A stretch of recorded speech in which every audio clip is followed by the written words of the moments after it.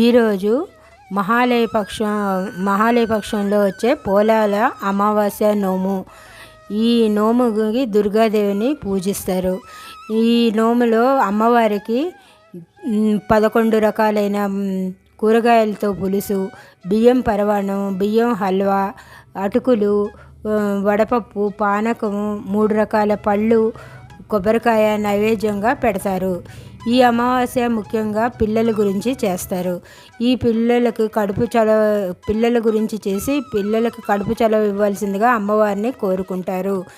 ఈ అమావాస్యని పితృల అమావాస్య కూడా అంటారు. ఈ అమావాస్య అయిన మరుసటి రోజు నుంచి నవరాత్రి అమలు ప్రారంభం అవుతాయి. ఈ అమావాస్యకి కథ కూడా ఉంటుంది. ఆ కథ చెప్పుకొని అక్షింతలు వేసుకొని పిల్లలందరి మీద కూడా అక్షింతలు వేస్తారు. ఈ అమావాస్య నోముకి ఉద్యాపన లేదు. దీన్ని అందరూ